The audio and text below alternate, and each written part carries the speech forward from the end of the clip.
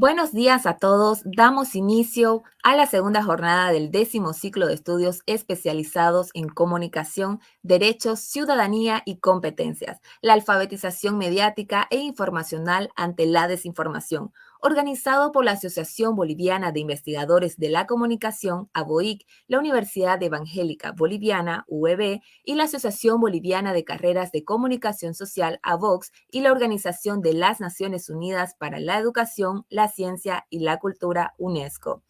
En el marco del tercer panel de este evento, quiero presentarles a Ingrid Inteichbat de la UPSA, Álvaro Hurtado de la Universidad Católica Boliviana de Santa Cruz, quienes nos presentarán la comunicación gubernamental durante los primeros meses de coronavirus en Bolivia. En segunda instancia, vamos a contar con la presencia de Eliana Quiroz, de Fundación Internet Bolivia, con el tema ciberpatrullaje y desinformación durante la pandemia en Bolivia. En tercera instancia, vamos a contar con la presencia de Karin Holbuy, docente de la Universidad Evangélica Boliviana, desarrollando el tema las motivaciones, temores y expectativas de los ciudadanos cruceños respecto a las vacunas contra el COVID-19.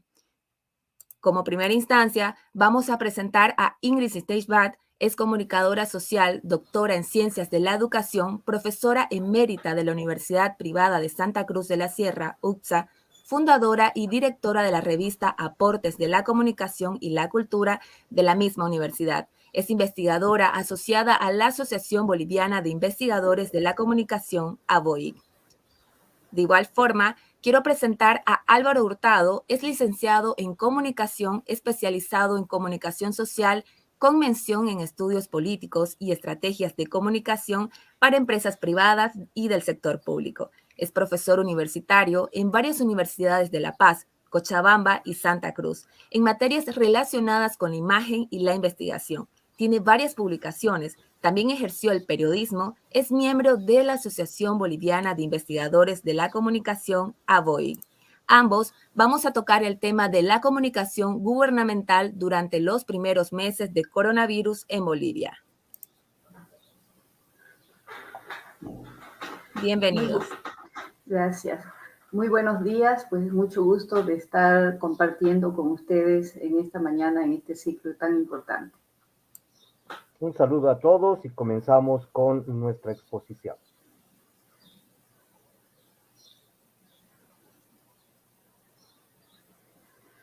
Bien, mi nombre es entonces Ingrid Steinbach y con Álvaro vamos a presentar este tema de la comunicación gubernamental, los primeros meses del coronavirus. Como saben, la pandemia llegó a Bolivia en marzo y hacía pocos meses que había pasado, había habido en Bolivia pues la revuelta popular con la renuncia de Evo, la subida de Yanine Áñez y todo el problema complejo político que se generó en ese momento cuando llega el coronavirus.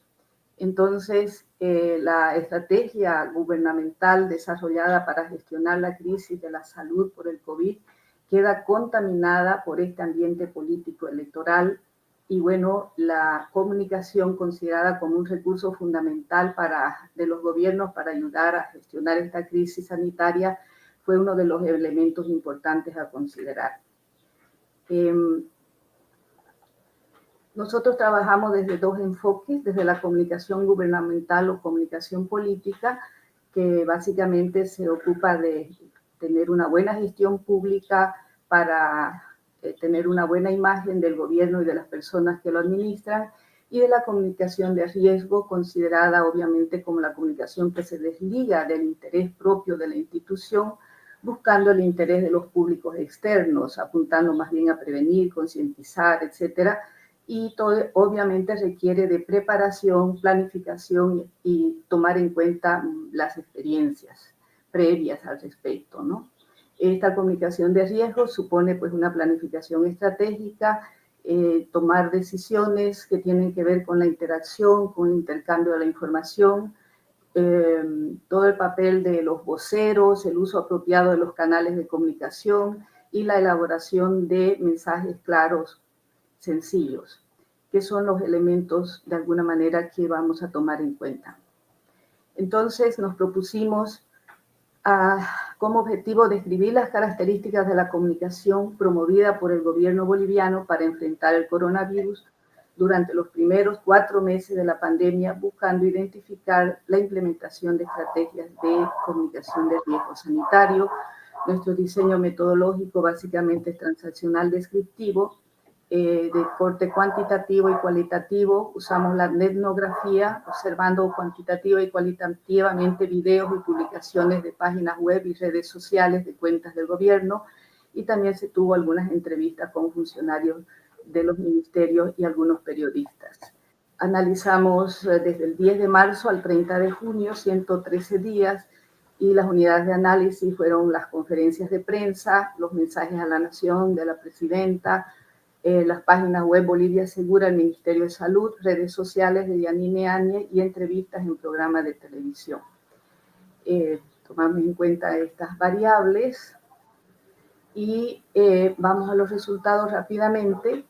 Vimos que la estrategia gubernamental para enfrentar el COVID tomó en cuenta entre sus pilares el área de la comunicación, y a decir del Ministerio de la Presidencia, fue abordada desde la comunicación de crisis de carácter descentralizada. Evidentemente comprobamos nosotros que se dio una multivocería en 3 niveles, donde estaba la presidenta en primer lugar, los ministros, gobernadores y alcaldías. Se conformó un gabinete COVID-19 de 4 ministros, superministros, que eran los voceros principales, los comunicadores principales del COVID.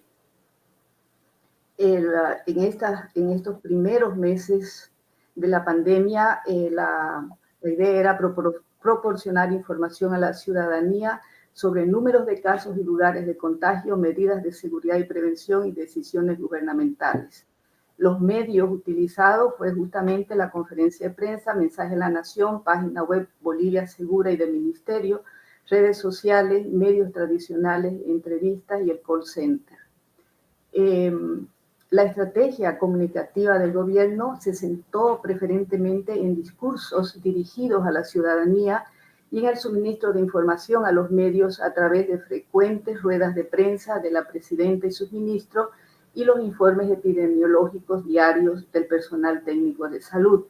Pudimos contabilizar 70 conferencias de prensa transmitidas en vivo, 21 mensajes a la nación grabados y retransmitidos, en total 91, de los cuales 34 estuvieron a cargo de la presidenta de Bolivia y 57 a cargo de ministros.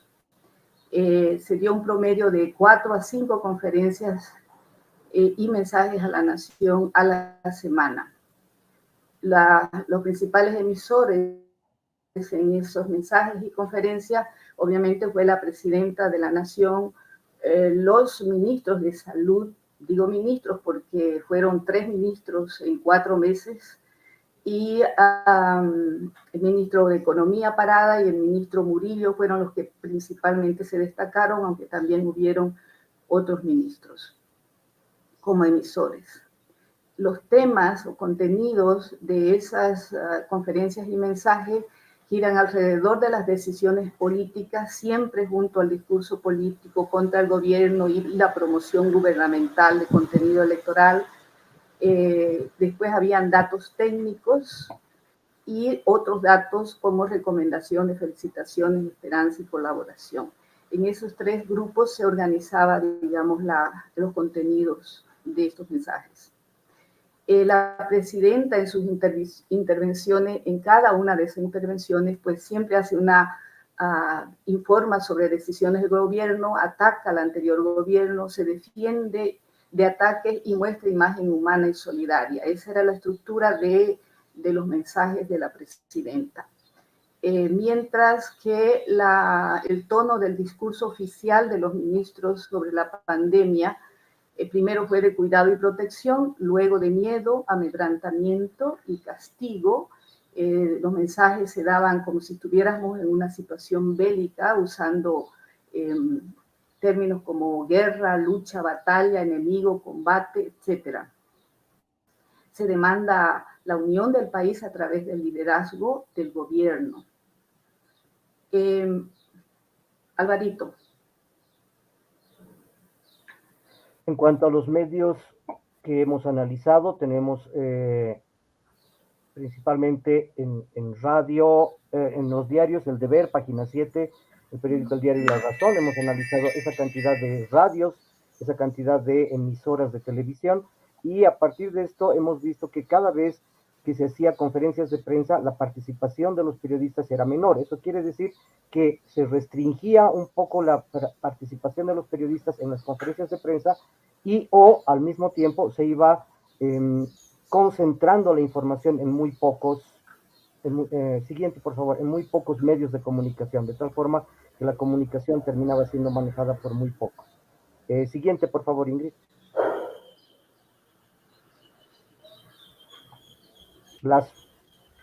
Un segundito. Las fuentes de entrevistas han sido principalmente esas que están marcadas con amarillo, que han sido el ministro de la Presidencia y el de Defensa. ¿Qué es lo que hemos observado acá? Es que principalmente ministros que no eran del área, por ejemplo, Obras Públicas, Educación y Energía, eran los que se atribuían las vocerías o eran los que cada vez aparecían más. Siguiente. Ya. Bien, la página web Bolivia Segura contra el Coronavirus fue la principal herramienta que usó el gobierno creó el gobierno para difundir información de prevención, de reportes de los infectados y comunicados del Ministerio de Salud, pero también de bonos y medidas y otras noticias, ¿no? Que eran básicamente de propaganda del gobierno.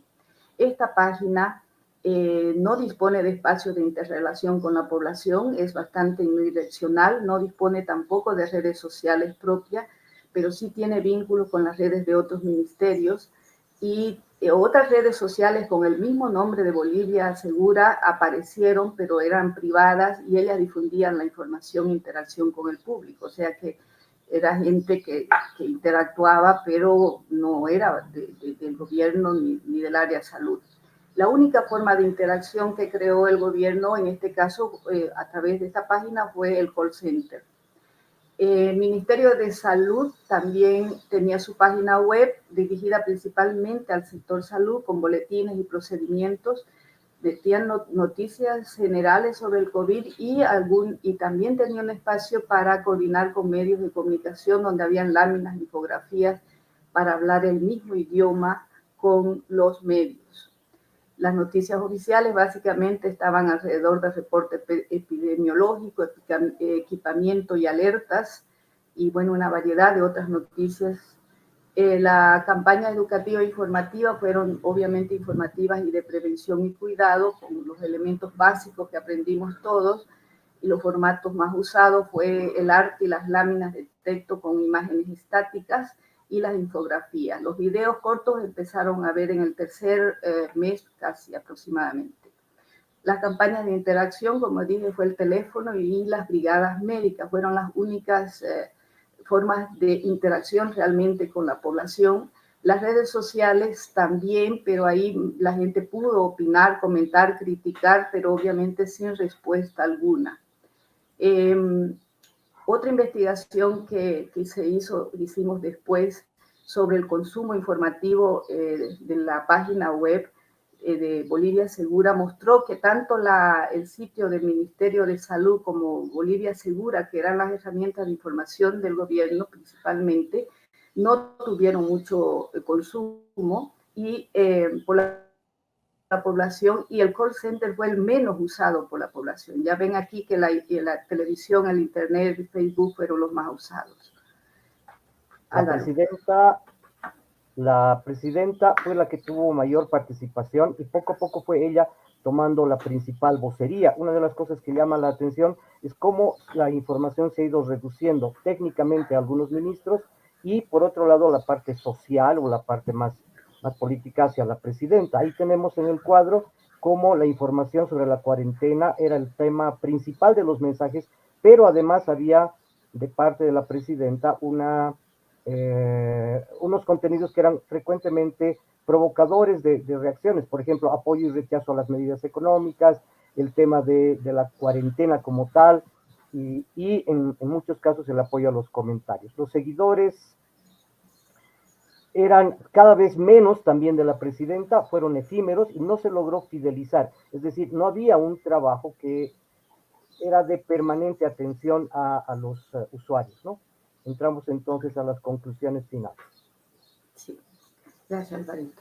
Entonces, como conclusión principal, tenemos que la estrategia comunicacional utilizada por el gobierno fue una mezcla caótica de comunicación política en época de crisis y comunicación de riesgo de salud. De acuerdo a lo recomendado por la OMS para la comunicación de riesgo en salud, sí, el gobierno nacional cumplió con varias de esas recomendaciones, sin embargo, en todo ello fue evidente la falta de preparación y planificación de la comunicación y la falta de tomar en cuenta experiencias previas. La interacción social con la población fue mínima, no se generó confianza en la población, la comunicación fue básicamente intuitiva, reactiva y política electoral a cargo de voceros, comunicadores, que eran las autoridades políticas gubernamentales, con todas las limitaciones que eso supone. Los colaboradores y aliados fueron dispersos y, como vimos, el gobierno delegó a las gobernaciones municipales y municipios. Si bien en estos casos se recomienda la diversidad se acepta la diversidad de voceros, acá no hubo una coordinación. Los planes de información pública fluyeron por diferentes fuentes con diferentes visiones. La movilización social tuvo excelentes resultados ante el desconocimiento y miedo por la incertidumbre mundial, y obviamente el tema, la presencia militar en las ciudades y los spots con lenguaje militar y defensa y ataque fue pues uno de los mensajes que más prevaleció y que dio resultado, digamos, obligado, ¿no? El comité científico de expertos no dio certidumbre y quedó cuestionado, y mientras el gobierno comunicaba unos temas, la población buscaba otro tipo de información, o más bien pretendía verificar lo que se difundía por todo tipo de medios debido a la poca credibilidad de la comunicación oficial. La población y los medios de comunicación recurrieron a otras fuentes, la proliferación de opiniones de profesionales de la salud, expertos y de otros países y creencias populares produjeron obviamente una infodemia, esta infodemia que no solo es el exceso, sino también la carencia, descuido, insatisfacción que provoca pues estar frente a cualquier tipo de información. El relacionamiento social fue escaso y la población se expresó obviamente mediante redes sociales y medios masivos. No hubo un buen control de la desinformación que se generó y circuló. Las fuentes no coordinadas provocaron una divulgación dispersa y se generaron mensajes tóxicos y desinformación. La falta de datos no transparentó la gestión, ocultó la corrupción política. Bueno, todo esto en realidad, pues con todos los mensajes dispersos y con tantas limitaciones, no fue posible una reflexión con lecciones aprendidas como lo sugiere la OMS. Alvarito.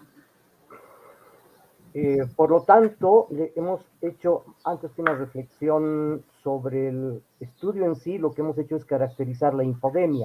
Para eso hemos utilizado una comparación de las enfermedades que afectan al ser humano como metáforas de las patologías de la información. Creemos que este es nuestro aporte teórico, metafórico y semiótico a la vez. ¿Cuáles son las tres enfermedades que nosotros hemos detectado? Un síndrome vespertino, una toximiedosis y una hipoxia informativa. ¿De qué se trata esto? El síndrome vespertino, que es la siguiente, es una enfermedad mental que se caracteriza porque la gente cuando, sobre todo los que son adultos mayores, llegan a cierta hora, comienzan a desorientarse. Exactamente lo mismo pasó con el gobierno, que es el gobierno transitorio, que a medida que iba llegando mucho más fuerte la pandemia, comenzó a desorientarse y comenzó a ser agresiva, a generar ansiedad, tal como lo hace el síndrome vespertino. Le hemos llamado la siguiente, la toximiedosis. En realidad es una combinación de dos términos, que es la toxoplasmosis, es un parásito que vive en el ser humano y provoca el resfrío, ¿no? La influenza, y el miedo social. Es decir, creemos que la infodemia no solamente es la enfermedad del exceso o la falta de información. Creemos que hay una parte que es la toximiedosis, es decir, la información genera miedos y esos miedos van generando precisamente la falta de oxígeno a las personas. Entonces, la reacción que tuvo el ciudadano fue canalizar la información por redes sociales ante la falta de información. Fue producto, esa es la pregunta, fue producto del gobierno, fue producto de la enfermedad, del exceso de información, es el miedo, la información y la infodemia provocan, por lo tanto, una toximiedosis. Y para terminar, tenemos la hipoxia informativa, que vendría a ser el final, muy en relación con el COVID, el final de lo que significa la infodemia, ¿no? Es la falta de aire, en este caso informativo, que fue producto de entrecruzar mensajes electorales, técnicos, morales, es decir, una hipoxia en el sentido de que nos faltaron los datos, no se dejó respirar con tranquilidad a la ciudadanía porque no se le daba datos, los contenidos sobre la corrupción fueron quitándole el aire de esperanza a la gente, y por último la desinformación como un derecho quedó aplacada, con la gran probabilidad de que la infodemia, con estas 3 enfermedades que completan ese síndrome de infodemia, vayan a aniquilar el pensamiento de la gente. Ese va a ser nuestro aporte teórico. Gracias. Esa ha sido la presentación. Muchísimas gracias a todas las personas que están escuchando y al ciclo mismo de estudios que ABOIC que en esta ocasión nos ha invitado para poder dar los resultados de esta nuestra investigación sobre la comunicación gubernamental durante los primeros meses de coronavirus. Muchas gracias. Gracias a todos. Agradecerle a Ingrid Steinbach y a Álvaro Hurtado por desarrollar la investigación sobre la comunicación gubernamental durante los primeros meses de coronavirus en Bolivia, el cual la investigación describe las acciones de comunicación que implementó el gobierno de Bolivia para informar y comunicarse con la población entre marzo y junio de 2020, cuando llegó la pandemia de COVID-19. Continuando con el tercer panel sobre evolución, desafíos y convergencia de los medios y el periodismo en el ecosistema digital en tiempos de pandemia, ahora cedo la palabra a Romy Durán, quien es docente titular y exdirectora de la carrera de Ciencias de la Comunicación Social en la Universidad Mayor Real Pontificia de San Francisco Javier de Chuquisaca. Trabajó como periodista en el diario Correo del Sur y fue corresponsal del periódico La Razón. Tiene una maestría en comunicación intercultural como aporte al desarrollo y varias publicaciones e investigaciones relacionadas con las temáticas de las culturas bolivianas, medios de comunicación, discurso e interculturalidad y derechos humanos. Es socia activa de la ABOIC. Adelante, Romy. Muchas gracias y buen día a todas y a todos quienes están conectados en este 10º ciclo de estudios especializados, agradeciendo nuevamente la participación de Ingrid Steinbach y también de nuestro colega Álvaro Hurtado. Voy a presentar ahora a Eliana Quiroz.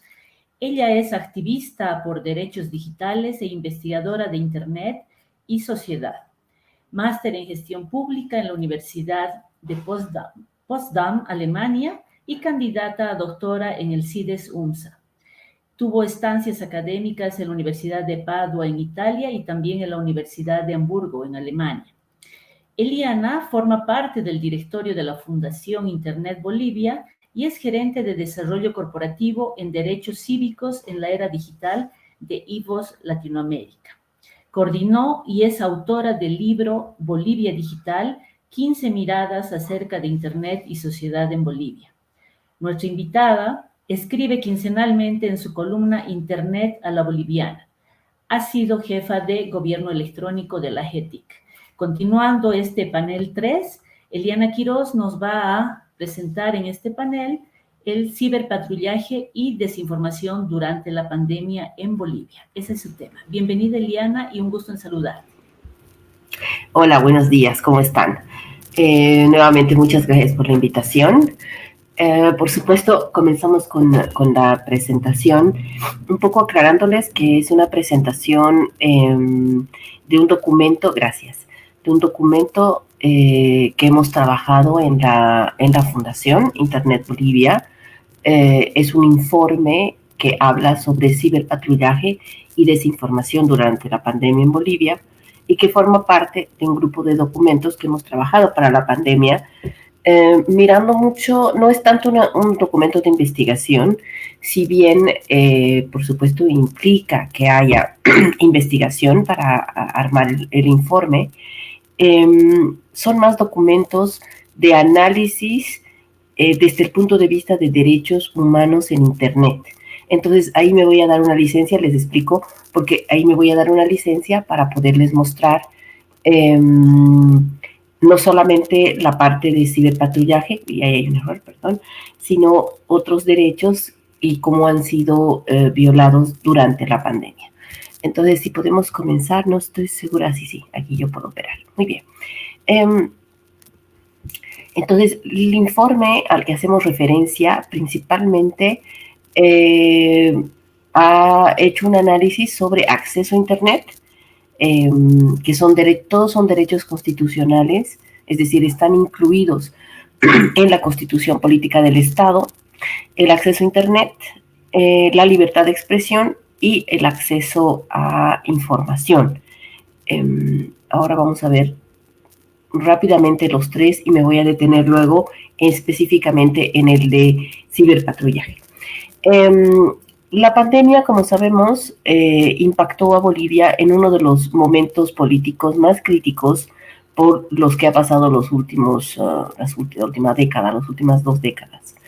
Con tendencias a ejercer mayor vigilancia, por lo tanto. O sea, lo que ha pasado en general en el mundo es que la pandemia ha abierto la puerta para hacer una vigilancia de ciudadanos y ciudadanas por parte del Estado y por parte de empresas, de manera de tener información y hacer lo que llaman tracking, ¿no? O sea, un seguimiento de qué personas contagiadas estuvieron contactadas con qué otras personas, de manera de reducir los contagios. Y esto está bien porque lo que están haciendo es reducir el efecto que tiene el virus, pero por otro lado están yendo en contra de derechos como privacidad, porque no había posibilidad de negar dar datos o reducir los datos de los que pudiera tener acceso el gobierno y las empresas de parte de los ciudadanos y ciudadanas. Entonces, esto ha pasado en general en el mundo, ha sido una crítica que se ha hecho por ejemplo, a las apps de seguimiento, ¿no? A los aplicativos de seguimiento que se han utilizado prácticamente en todos los países. Pero en Bolivia había este elemento de que estábamos entrando a un momento político de crisis y por lo tanto de mayor necesidad de parte del gobierno de tener acceso a información en general e información personal en específico, y por lo tanto la tendencia en Bolivia fue incluso a ejercer mayor vigilancia y a restringir libertades y garantías por parte de lo que en ese momento era el gobierno transitorio, independientemente de la posición ideológica del gobierno, ¿sí? Lo que pasa es que si hay un gobierno que está en crisis de este tipo, pues normalmente va a necesitar mayor información de su población. Y eso es lo que ha sucedido, y los últimos slides les voy a detallar un caso que hemos encontrado de desinformación, alrededor de la desinformación y de abuso de libertades. Habían violaciones entonces a la privacidad, a la libertad de expresión y al acceso a la información pública, y han sido denunciados. Por un lado, se han encontrado denuncias de parte de medios de comunicación que saltaron a decir algunas cosas, sorprendidos por supuesto por algunas violaciones. También algunas personas en redes sociales, pero en algunos casos fue tan delicada la situación que hemos visto denuncias de, por ejemplo, el Alto Comisionado de los Derechos Humanos de las Naciones Unidas, la Comisión Interamericana de Derechos Humanos, una entidad privada que trabaja también con derechos humanos, que es Human Rights Watch, Amnistía Internacional, Access Now, que es una organización global de derechos digitales, y Derechos Digitales, que es una ONG regional basada en Chile. Entonces vemos que realmente ha sido una situación muy tensa y que ha dado el marco, el contexto para violación de varios derechos offline y online. Y en este caso, la presentación especifica y se enfoca más en derechos online. Acerca de vulneraciones de privacidad, por ejemplo. Ya les explicaba esto, se ha hecho en varios países. Se trata de un seguimiento y vigilancia de las personas infectadas, pero resulta lesiva si se adopta sin preservar la privacidad de los datos personales. Les comento algo de mi experiencia muy reciente. Si bien en Bolivia no me pasó esto, sí estuve enferma 2 veces de COVID y no recibí ninguna comunicación del Ministerio de Salud. Ahora estoy en Costa Rica y estoy con COVID y tengo que guardar cuarentena. Y he recibido una llamada, por ejemplo, del Ministerio de Salud, sin que, por supuesto, yo haya dado ningún número de teléfono para esto. Seguramente he debido firmar en algún momento de la enfermedad algún documento que permita hacer esto, pero el Ministerio de Salud sabía prácticamente todo de mí, ¿no? Dónde estaba, en qué lugar, en qué hotel estaba, para qué actividad había llegado, mis datos personales, nombre, fecha de nacimiento, etcétera, mi número de teléfono, mi correo electrónico, etcétera. Y es complicado porque, por ejemplo, yo ahorita no sé qué se va a hacer con esa información y de qué manera. Yo he ido, digamos, a un centro privado a sacarme la PCR y en ningún momento leí ni fui informada de que esa información iba a ser compartida con el Ministerio de Salud o con alguien más, con terceros. Lo cual, digo, no está mal. O sea, me están cuidando la seguridad de sanidad pública, pero yo debía haber sido informada, ¿no?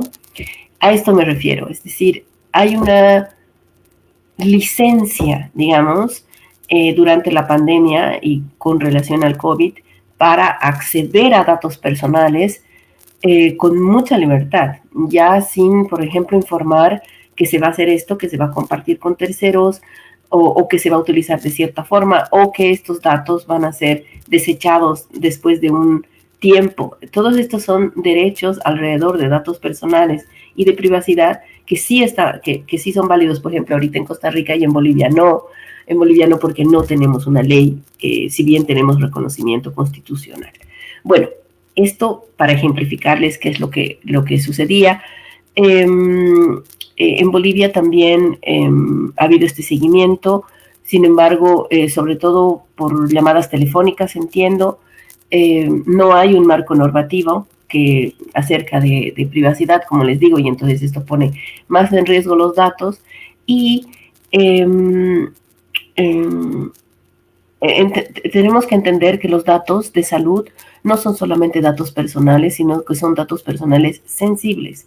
¿Por qué? Porque pueden llevar a discriminación y estigmatización. Si recuerdan, al inicio de la pandemia, hay algunas personas de salud que trabajaban en salud a las que no se les permitía entrar a sus casas porque se tenía temor, no teníamos información de cómo se comportaba el virus. Y la gente atemorizada prefería evitar que estas personas que supuestamente estaban infectadas porque trabajaban en centros médicos ingresaran a sus hogares. Y esto muestra una estigmatización en contra del personal de salud. Bueno, en WhatsApp circuló además de esta vulneración oficial, digamos, también circularon, por ejemplo, algunas denuncias falsas o verdaderas de parte de usuarios comunes. Y aquí, por ejemplo, esto es algo que circuló en WhatsApp en Bolivia, y si se fijan, aquí no solamente están compartiendo el nombre perdón, en los datos personales de la persona que está infectada, sino de sus familiares. Como les digo, esto no sabemos si es verdad, es decir, si las personas, sabemos que la persona que estaba infectada sí estaba infectada, pero no sabemos si los datos de sus familiares son reales o no son reales, pero estaban compartiendo esto como para mencionar que se tenga cuidado, que la persona tiene que guardar cuarentena, etcétera, ¿no? Entonces, esto es evidentemente una violación de privacidad de parte de usuarios y usuarias de WhatsApp. Por ejemplo, el 11 de abril, en el cual a través de la cuenta institucional, dice, del Ministerio de Justicia, aquí hubo una otra vulneración, se divulgó que había una lista de pacientes de COVID que vivían en Santa Cruz, junto con varios otros datos, edad, domicilio, y que eran personas que supuestamente tenían COVID. Estos datos, esta base de datos pertenecía a la gobernación,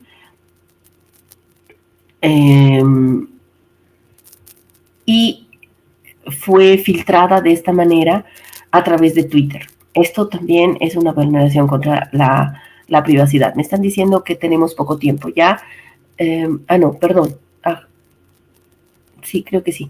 Entonces voy un poquito más rápido porque en realidad lo que nos interesa es el último caso. No voy a entrar entonces a la aplicación, al uso de apps de interoperabilidad de datos, que es Bolivia Segura, de la que ya comentaron en la anterior presentación, y vamos a ir específicamente a ciberpatrullaje. En ciberpatrullaje, lo que tenemos que entender es que no tenemos una normativa, sí tenemos un mandato para que la policía haga ciberpatrullaje. De hecho, hay una unidad de ciberpatrullaje. Pero este ciberpatrullaje no tiene una reglamentación, es decir, cuándo, de qué manera, para qué, con qué fines, etcétera. No hay tampoco transparencia al respecto. Ciberpatrullaje lo vamos a entender como una actuación destinada a la vigilancia, prevención y evitación de ilícitos cuya evidencia consta en la red, que tiene lugar en fuentes abiertas, en la web o canales no cerrados de comunicación en Internet. Los denominados rastreos policiales que se efectúan en espacios de libre acceso, como en las redes P2P o en determinados ámbitos de las redes sociales o en general en foros abiertos de Internet. Esta es una definición del Convenio de Budapest. Es básicamente entrar a Internet y buscar información abierta, es decir, no se puede acceder a bases de datos que tengan prohibido el acceso. Así sea la policía que está haciendo el ciberpatrullaje, no puede ingresar a bases de datos privadas o cifradas. Entonces, esto es lo que pasó por reconocimiento. Se emitió un decreto supremo el 21 de marzo del 2020, durante la pandemia y durante el gobierno de transición. Este decreto fue el 4199 y un articulado que prohibía que se pudiese compartir información de desinformación de salud durante este proceso de pandemia, y que esto podía ser penado por ley incluso con reclusión en la cárcel. Esto fue además,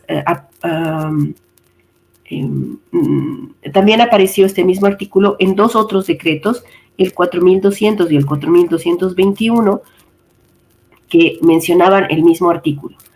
Esto es atentatorio contra los derechos humanos porque no es, impone una pena que no es proporcional a el posible delito. Es decir, que alguien difunda información en contra de la salud pública no es proporcional a que lo tomen preso. Y lo que sucedió en ese momento es que se tomó presas a 67 personas. Primero hubo una reacción en contra de este artículo, esta reacción internacional que les mencioné antes. Presionado por esto, el gobierno derogó este artículo, pero incluso después de haber derogado, aprendió a 67 personas por desinformar, desestabilizar y hacer guerra virtual desde grupos de WhatsApp. El gobierno, el ministro Arturo Murillo en ese momento, dijo además que 37 de estas 67 personas habían sido sentenciadas con procesos abreviados, es decir, que ya estaban cumpliendo sus penas. No se precisó nombres y comenzó entonces un proceso de nuestra parte de investigación.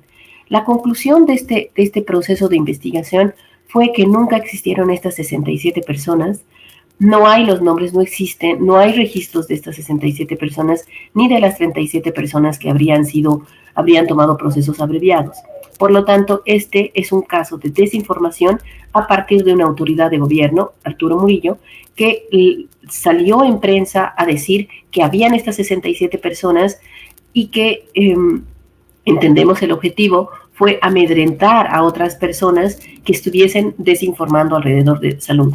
El problema es que estas 67 personas que se mencionó estaban desinformando alrededor de salud, no era en realidad la desinformación, sino que estaban desinformando, según las declaraciones de Arturo Murillo, a partir de propuestas políticas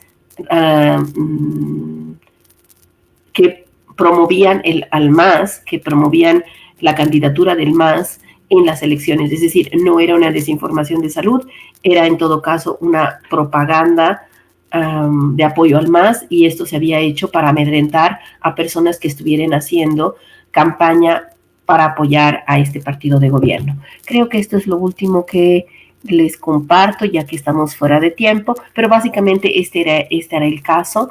Si gustan tener más información, pueden ingresar a la página de internetbolivia.org, que es la fundación, donde van a encontrar el documento y los documentos de informe. Eso es por mi parte. Muchas gracias. Muchas gracias, estimada Eliana. Un gusto haber escuchado esa información y apropiadamente resumida. Vamos a tener el tiempo de comentarla y consultarla en minutos más. Ahora es el turno de recibir a nuestra colega Karin Holweck. Ella es licenciada en Comunicación por la Universidad Católica Boliviana, máster en Estudios Avanzados en Literatura Española e Hispanoamericana por la Universidad de Barcelona y diplomada en Investigación en Humanidades por la Universidad de Buenos Aires. Así, también trabaja en proyectos de inversión pública y privada por la Universidad NUR. Bien, Karin es investigadora social para el Programa de Investigación Estratégica en Bolivia, el PIEB. En esta ocasión, en este 10º ciclo de estudios especializados, nos va a presentar su presentación, valga la redundancia, las motivaciones, temores y expectativas de los ciudadanos cruceños respecto a las vacunas contra COVID-19. Bienvenida, Karin. Tienes la palabra. Muchísimas gracias. Agradezco mucho por estar en este ciclo. Y bueno, voy a presentarles ahora un trabajo que realizamos en el marco del trabajo de investigación con los estudiantes de la Universidad Evangélica Boliviana. Este trabajo habla sobre las motivaciones, temores y expectativas de los ciudadanos cruceños respecto a las vacunas contra el COVID-19. Bueno, este presente trabajo pretende identificar las motivaciones, los temores, las expectativas, o sea, sobre todo, cuáles son las percepciones que tienen los ciudadanos cruceños con respecto a la aplicación de las vacunas del COVID-19, pero sobre todo la forma que tienen de informarse para poder tomar decisiones, ¿no? Para tomar la vacuna o directamente para no hacerlo. Y como les explicaba, esta investigación fue realizada de febrero a junio del presente año con la participación activa de estudiantes de la carrera de Comunicación Multimedia Estratégica de la Universidad Evangélica Boliviana, UEB. Bueno, esta es la pregunta de investigación con la cual nosotros iniciamos este proceso. ¿Cuáles son las motivaciones, temores y expectativas de los ciudadanos cruceños frente a las vacunas del COVID-19? Para ello, nosotros nos establecimos un objetivo general: identificar estas percepciones, estas construcciones que tienen los ciudadanos cruceños respecto a la aplicación de las vacunas. Nuestros objetivos específicos fueron los siguientes: descubrir cuáles son las motivaciones, cuál es esa fuerza que los lleva a los ciudadanos cruceños directamente a vacunarse o a decidir no hacerlo. Segundo, analizar los temores que ellos mismos identificaron para evitar la vacuna. ¿Qué era aquello tan fuerte, no es verdad? ¿Cuál era esa fuerza que realmente los hacía correrse de una responsabilidad? Y después interpretar las expectativas de protección que tenían las personas con respecto a la vacuna y cuáles eran las expectativas de las personas que no estaban vacunadas respecto tanto al virus como a la vacuna. Partimos sobre estos tres conceptos, ¿no?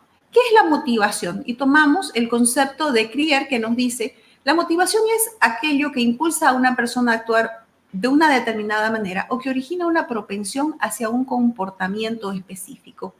¿Cuáles eran, como les digo, cuál era aquella fuerza, aquella motivación, aquello que llevaba a la gente a cumplir con esta campaña de vacunación, ¿no? Que era precisamente esto no sé, que los comprometía y que ellos argumentaban como que era correcto. Después vimos los temores, tomamos el concepto de Hegel que nos dice, el temor es la zozobra, la angustia, terror y pánico, son grados de miedo. Esto es el retroceso ante el peligro. Quisimos saber qué es lo que los ciudadanos que no se vacunaban detectaban como peligroso, como aquello que realmente iba a atentar contra su salud y contra su vida, que estaba dentro de la vacuna. Finalmente, ¿cuáles eran las expectativas, las construcciones que tienen los ciudadanos? Tomamos el concepto de Brom que dice que expectativa es la creencia en que después de una acción se llegue a un resultado atractivo para el individuo. ¿Ya? ¿Qué era lo que ellos realmente esperaban después de tomar la vacuna? ¿O qué era lo que ellos esperaban que pase con la vacuna a pesar de no tenerla? ¿Ya? Vamos a continuar con la presentación. Bueno, el marco metodológico que nosotros tomamos fue directamente el collage de charlas. Este fue nuestro método de análisis. Perdón, creo que está mi presentación.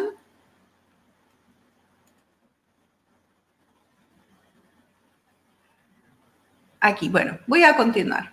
Nuestro marco metodológico que nosotros tomamos para el método de análisis fue el collage de charlas, que es un método de investigación cualitativa que nos permite analizar de manera estructural diversos temas de un universo de estudio y consiste en la realización de entrevistas a personas que están compartiendo un perfil, un rasgo común, como por ejemplo las personas que están vacunadas y aquellas que no están. Y bueno, de estas entrevistas después van a ser segmentadas según los temas o según variables y de esta manera podemos escuchar una pluralidad de voces y nos permite también disfrutar de una discusión artificial, ¿no? Como que logramos a nosotros hacerlos charlar artificialmente a estos entrevistados. Para poder nosotros establecer o encontrar cuál era nuestro universo, decidimos aplicar una técnica que se llama bola de nieve, que es un tipo de muestreo no probabilístico utilizado cuando el perfil de los participantes es potencialmente difícil de encontrar. Para nosotros lo complejo fue encontrar personas no vacunadas. Entonces, la bola de nieve permite encontrar poblaciones que son ocultas.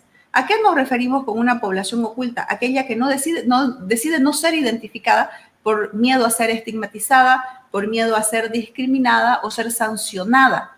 En este caso, los no vacunados sentían esa presión, sentían como que este miedo a que los persigan, a que los sancionen, a que no les permitan continuar trabajando, estudiando. Entonces, por eso era que no querían ellos, en muchos casos, ser entrevistados. Bueno, mi universo con el que trabajé en este grupo fue de 67 entrevistas con un cuestionario de preguntas semiestructuradas. De esa manera podíamos guiar las preguntas, guiar la entrevista, ¿ya? Y se realizó esto en 3 momentos. Se realizaron las entrevistas en marzo, en abril y en mayo hasta lograr la saturación del dato. Y nos sorprendió que con solo 67 entrevistas pudimos nosotros llegar a la saturación del dato. ¿Cómo fue que nosotros logramos la codificación? Para poder codificar estas entrevistas y poder trabajar con ellas y poder identificar también al sujeto entrevistado, lo codificamos de la siguiente manera. Primero establecimos el género. Aquí vemos nosotros 2 columnas. En la columna roja, el género femenino, tomábamos la inicial de femenino, la F. El nombre, Eliana, apellido Méndez, edad 25 años. Entonces, nuestra codificación viene F de femenino, E de Eliana, M de Méndez y 25 de los 25 años. De esa manera yo puedo, con un vistazo, entender que es una mujer de 25 años. En la columna azul vemos un ejemplo con un hombre. Género masculino, nombre Pablo, apellido Hidalgo, edad 63 años. Entonces, si tomamos las iniciales, MPH 63, ahí sabemos que es un hombre de 63 años. Así podemos entender si las respuestas están realizadas por una mujer o por un hombre y si es una persona adulta, madura o si es un joven. Vamos a continuar y ahora vemos nuestro collage de charlas. ¿Qué nos respondieron ellos con respecto a las motivaciones? ¿Qué los lleva a tomar la decisión de vacunarse? Un hombre de 19 años nos dice, eleva mis defensas. ¿Por qué? Porque la vacuna identifica al virus. Una mujer de 25 años nos dice, son necesarias, son bastante útiles y es un gran avance para la ciencia. Un hombre de 19 años nos dice, nos han ayudado a sobrevivir durante bastantes años en el trayecto de nuestra historia. Finalmente vemos que un hombre nos dice, son importantes para la supervivencia de la humanidad y es lo que nos mantiene como raza humana. Entonces, estas fueron algunas ideas que nos dieron sobre por qué finalmente se toma la vacuna. Después vimos cuáles son los temores y esto nos explicaron. Un hombre de 76 años nos dice, la vacuna es un fraude totalmente a la humanidad. Después una mujer de 23 años nos dice, ahorita no son muy seguras. Otra señora de 58 años nos dice, no, yo tengo chagas y no sería conveniente para mí. También tenemos, por ejemplo, una mujer de 45 años que nos dice, pienso que no protege, no nos sentimos seguros y la misma Organización Mundial de la Salud admite que no son 100% efectivas. Te ponen 3 dosis y personas que se han puesto las 3 se enferman igual, incluso han muerto. Y finalmente otra señora de 53 años nos dice, la gente no está muriendo de COVID, es del miedo que se le metió a la cabeza. Basta con una buena alimentación. Es mejor que la vacuna y sanarse con medicina natural como yo lo hice y no he enfermado. Entonces, así vemos otros elementos, otros componentes. Ahora, ¿cuáles fueron las expectativas, tanto positivas como negativas, con respecto a la vacuna? Un hombre de 25 años dice, no tengo una buena expectativa de la vacuna porque igual me contagié. Una mujer de 23 dice, pienso que no son buenas porque en mi caso igual me contagié. Hubo otra mujer de 25 años dice, no, porque no siento que me haya ayudado cuando me enfermé de COVID. Entonces, como vemos, el que no hay una inmunidad completa es lo que generaba en ellos expectativas negativas, pero también hubieron expectativas positivas. Por ejemplo, un hombre de 18 años dice, espero siempre con la ayuda de Dios estemos protegidos y no creo que lleguemos a tener consecuencias graves con la vacuna. Y una chica de 27 años dice, son el único camino que tenemos. Nos encontramos también con discursos ideológicos, nos encontramos con discursos religiosos, como por ejemplo, una mujer de 30 años dice, por fe no nos quisimos vacunar. Otra mujer de 50 años dice, no, la vacuna no me protege, Dios me protege. Una mujer de 53 años nos dice, según he escuchado, hace mal con el tiempo y no hay que confiar en las vacunas, sino tenemos que confiar en Dios. Entonces, aquí había como que un rol de la religión, un rol de la fe como protector. ¿Ya? Entonces, aquí también vemos otro rol. Los comentarios antivacunas que fueron más radicales. Una mujer de 18 años nos dice, no me vacuno porque no me gusta vacunarme porque me duele. Un hombre de 56 años dice, no, porque hay medicamentos naturales que son mejores que la misma vacuna. Ya otra persona, una mujer de 50 años, dice, no me voy a poner la segunda dosis porque creo que ya está pasando la pandemia. Y también al final vemos una mujer de 47 años que dice, no, estoy a la espera de una vacuna que realmente sea la respuesta. Ahora, ¿cómo se percibe al otro, ¿no? ¿Cómo perciben las personas que estaban vacunadas a las que no estaban vacunadas? Una mujer de 21 años dice, los no vacunados tienen un pensamiento muy ignorante. Un hombre de 19 años nos dice, no se vacunan por falta de conciencia y entendimiento. Una mujer de 40 años nos dice, deberían dejarlo a consecuencia de cada uno. Al fin, si cada persona se muere, es su problema. Entonces, vemos esta radicalidad. Nos libramos de la responsabilidad si la persona decide no vacunarse. Y finalmente, un hombre de 40 años dice, me parece un poco irresponsable y egoísta de su parte, ya que al no vacunarse ponen en riesgo la salud de los demás. Les preguntamos si sentían que había presión social para poder tomar la vacuna, digamos, si había alguna obligatoriedad. Y sí, nos encontramos, por ejemplo, una mujer de 23 años dice sí, por la exigencia de docentes en la universidad. Otra mujer de 24 años nos dice, la presión fue por mi trabajo, ya que el Ministerio de Educación en sí nos pidió a todos los maestros que estemos vacunados para que podamos realizar las clases presenciales. Otra persona, una mujer de 40 años, dice sí, porque decían que lo utilizaría para entrar al banco, para entrar a las instituciones, pero también hubo una persona que no se sintió obligada, sino que sintió la responsabilidad, que fue un varón de 19 años que dice, no me sentí presionado, pero era una obligación para estar en el cuartel. Cuando les preguntamos cómo se informan sobre el virus y las vacunas, ¿qué fue lo que nos indicaron? Una joven de 20 años nos dice, muchas noticias y de todo tipo, pero sobre todo malas. Otra señora de 58 años nos dice, bastante información mala. No sé cómo le explico, mucha información falsa. Un hombre de 18 años dice, no he indagado sobre qué contiene la vacuna, pero bueno, los rumores llegan hartísimos a través de las redes.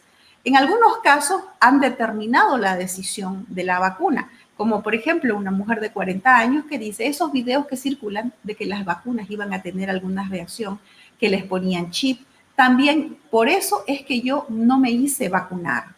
Y una mujer de 42 años dice, he escuchado de todo, que tenían chips y que no se podrían tener hijos. Pero también hubieron personas que sí se informaron, pero en menor proporción, como un hombre de 21 años que dice, he recibido información de los informes que iban sacando, me informé a través de Telegram, Twitter, información de gente especializada. Entonces sí hubo gente que decidió informarse. ¿Cuáles fueron las conclusiones a las que llegamos con este trabajo? Entre las motivaciones que llevaron a los ciudadanos a vacunarse está el cuidado de sus familias para evitar los contagios y los desenlaces fatales, el retorno al trabajo, a la universidad, a una vida normal. Después, la voluntad y el deseo de preservar la vida, la necesidad de una vacuna para acceder a las instituciones, bancos, hacer las gestiones burocráticas que se necesitan hacer todas las en general. Y después para evitar esta cuarentena rígida, ¿no es verdad? Y el retorno a un estado crítico donde los hospitales estaban colapsados. ¿Cuáles fueron los temores más fuertes? Primeramente, por la desconfianza en el avance de la investigación científica. Las personas dijeron de que las vacunas no estaban listas, de que estaban todavía en una fase experimental y que por eso no querían vacunarse. Después, las creencias religiosas y culturales. Le daban a la religión y a la fe un rol protector. En vez de la vacuna está mi fe, que es la que me protege. Después los rumores respecto a la tecnología dentro de las vacunas. Hubo gente que sí creyó que traían un chip, de que iban a haber transformaciones físicas, de que iba a generar esterilidad. Y también la inexistencia de una inmunidad total. Decían, ¿para qué me voy a vacunar si igual me voy a volver a enfermar? Entonces eso también les generó temor. Después, ¿a qué otras conclusiones llegamos? La gente estaba molesta por la obligatoriedad de la vacuna. Consideraba de que tenía el derecho a disentir, tenía derecho a tomar una decisión sobre su cuerpo para no vacunarse. Después sentían discriminación y descalificación por las personas no vacunadas respecto a las no vacunadas, o sea, las personas que no habían recibido la vacuna y que no tenían el carnet, sentían que eran víctimas de discriminación, no tenían acceso a espacios públicos privados, a los bancos, y eso lo consideraban como un abuso contra sus derechos. Las personas admitieron que recibieron muchas noticias falsas, pero tampoco buscaron una información verídica y de calidad. No nos encontramos con personas curiosas o personas exigentes con la información y la calidad de la información que estaban recibiendo. Entonces, simplemente estaban replicando la información falsa que recibían. También se observó un poco sentido crítico frente a la emergencia, poca consideración del esfuerzo que estaba teniendo el Estado por la entrega y la distribución de vacunas y el sacrificio del personal de salud dentro de las entrevistas, esto no salió. ¿Ya? Y también los jóvenes tienen más acentuada esta cultura de la dejadez, del no me importismo, ¿no es verdad? No me vacuné por dejada, porque no quise, porque me duele, ¿ya? Y el poco interés también de informarse. Estas fueron las conclusiones hacia las cuales nosotros llegamos.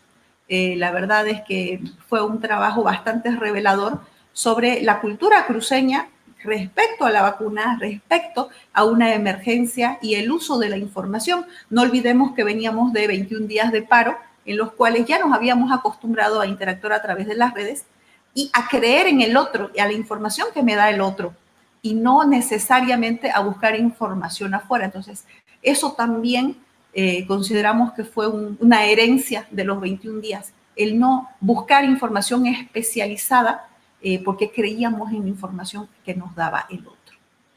Bueno, muchas gracias.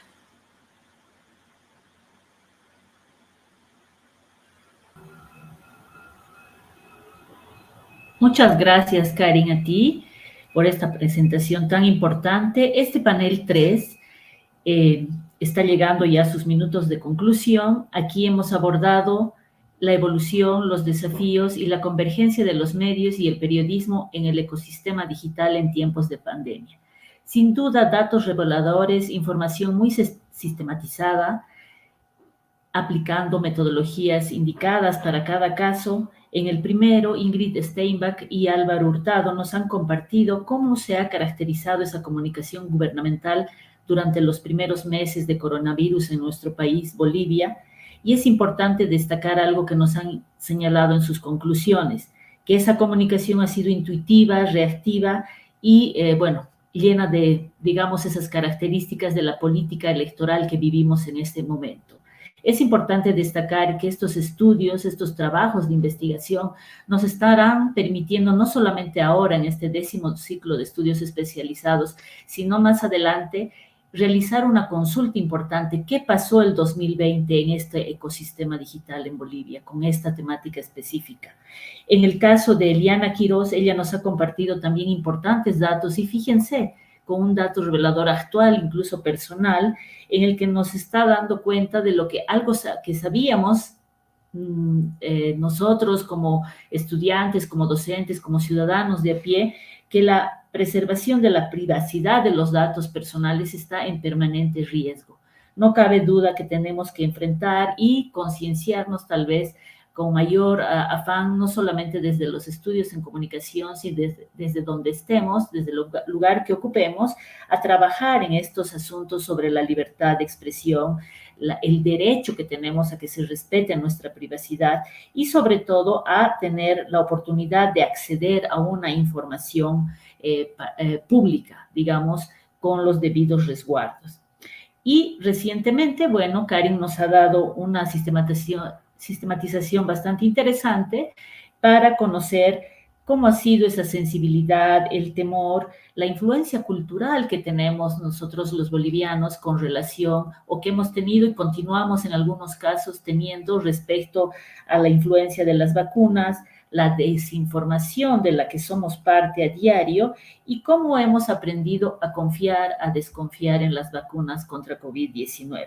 De hecho, aquí yo puedo rescatar puntualmente la falta de sentido crítico que tenemos y ahí debo hacer hincapié con el público de estudiantes, con el público de docentes que tenemos ahora en este ciclo de estudios especializados que llevamos adelante. Es necesario, además de incentivar o de promover futuras políticas públicas en comunicación, como nos recomendaba un comentario ahí mientras escuchábamos la primera presentación, también será bueno promover desde nuestras aulas, desde los estudios que tenemos, este interés, este énfasis en el análisis crítico.